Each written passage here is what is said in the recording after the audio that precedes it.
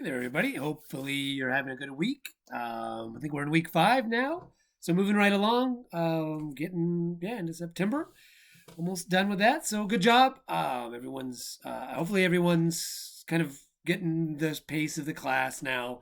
5 weeks in, getting used to La Lima. Um, Seems like everyone is, so that's good. Hopefully, you're learning some things about Japan that you didn't know already, and hopefully, you're having fun learning about Japan because I think it's a fun part of the world. Your Shinto posts were really good. I read those over.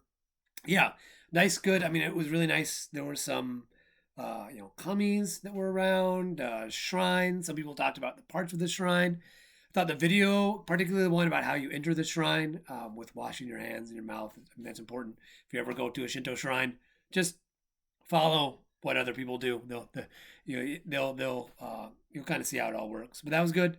And again, I think that Soul of Japan reading, it's brief, but I think it touches on a lot of points and kind of gives a good overview of Shintoism. And if you want to go further, I think there was a link to the Encyclopedia of Shintoism, which you can, if you're really interested in Shinto, you can get a little more into. This week is a Padlet on the arts. So again, find something you're interested in about Japan, festivals, arts, music, something like that, theater, um, and do a little post on it and share that with other people. And that'd be good. This week, yeah. So I gave a couple lectures, but really, one of the big things, so the lectures, so festivals, arts, a lot of videos this week. So look at those. I mean, I put those up because I think it's really, you got to see it, you got to hear it, than me just talking about it. So take a look at those videos. Um, the reading, Wabi Sabi, is I think also very important. I mean, it is really sort of the aesthetic of Japanese beauty, the sort of simplicity, rusticness, solitude. I think was good. This wabu and sabu derivatives, ideas of antiquity.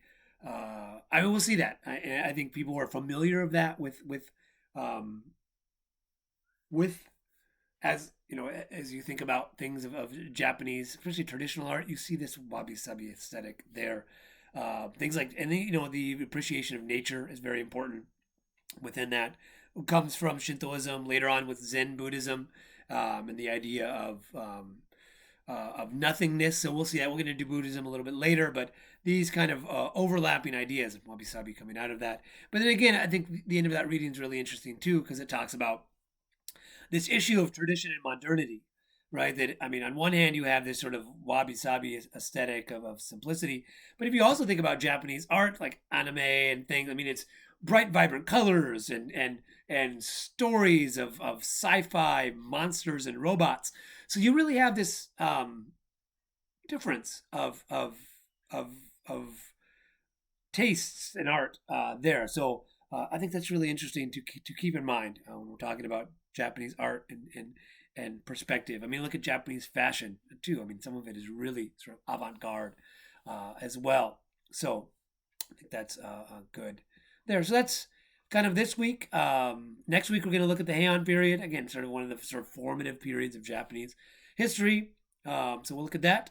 Hopefully, you're having a good week. Look forward to seeing your Padlet posts. And if you ever have any questions, please send me an email or office hours are Thursday 2 to 5. Set up a Zoom meeting and we can chat. So hopefully everything's going well. Have a good week.